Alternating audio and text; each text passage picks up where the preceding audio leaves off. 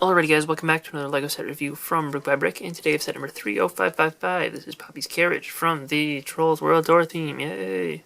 51 pieces, retails for $5 because polybags went up in price. This has one little instruction manual, and, it's just standard instructions there. Nothing special about this one. And, it's a relatively standard looking polybag. I bought it because it was $4 at my Walmart already because they have a crap ton and they're already on clearance. So that's things are looking good for the Trolls theme here. And honestly, they'll probably get even cheaper eventually, at my Walmart at least. But I figured better buy it now and be safe than wait and not get it. Because it is a polybag and polybags are cool, and this is the only way that I'll get any of those Trolls figures because I'm not buying any of the regular sets. So, it's it looks pretty decent for what it is. It's got basically consists of this little insecty creature thing pulling a carriage, which the carriage is very simple. I do like the wheels of the carriage. They're brick built, and they attach using these newer 2x2 round plates that allow for rotation. Or not 2x2 round plates, but 2x2 plates with the round thing that allows for rotation of 4x4 plates, and maybe 2x2 plates as well. But it's an interesting part, and actually, those are good pieces to get here, I think.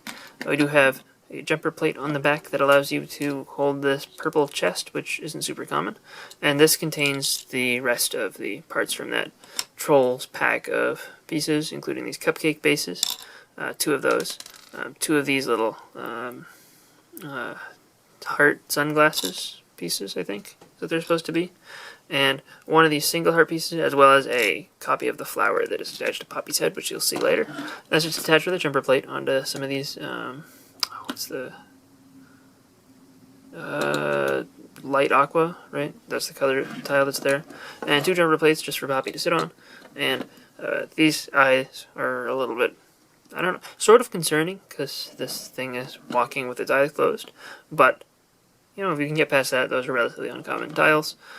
And these kind of leg pieces they use them for here are useful as leaves. They were introduced on the flower sign in Assembly Square, and have only come in a couple sets since then, so are pretty cool to get. These in medium blue are relatively uncommon as well, and you get 2 more of the pieces from the Trolls pack of accessories in the form of these 2 music notes, music note and treble clef, because music. But those are cool parts to get as well, and you can change the angle of those. Other than that, though, there's nothing going on with this is pretty uncommon as well. But other than that, there's nothing going on with the build really. So let's take a look at the figure. And the one minifigure included here is Poppy, and Poppy is a very tall minifigure, even though she uses short legs because her head is just so big. This is the height of a normal figure. I grabbed one at random, and yeah, her hair makes her pretty tall. So if you don't know how Trolls figures work, first of all, look at this accessory out of the way. It's a little ukulele thing, because music, I guess, and sure, whatever. They do also, for some reason in this set, they don't do this in any of the other sets, but in this one they put a cupcake piece at the top of her hair, which does have a single stud up there, so you can do that, but I don't know why they do in this particular set. Anyway, her head rotates like a normal minifigure head and attaches like a normal minifigure head. It just has a hole at the bottom. But with this particular head, you can remove the hair because this is how the Trolls figures work, and it's a little bit weird. But like they look strange like this, but it does have the ears molded in and the face printed on. This Poppy is in the most of the sets, not all of them, but pretty much all of them have Poppy in them to some extent, and I think there are only 2 versions of her, and this is the more common one that comes in like 4 or 5 of the sets, I think. Or no, might be 3, I don't know. I don't remember all the variants, but it does have this one little mini peg hole right there that they include one of these flower pieces with. You do get a second that was in the chest, and the torso print on her is pretty decent. It lines up really well, like it crosses over into the skirt piece really, really well. They get very close to the edge with the printing, and the skirt piece, just fits over short legs like that.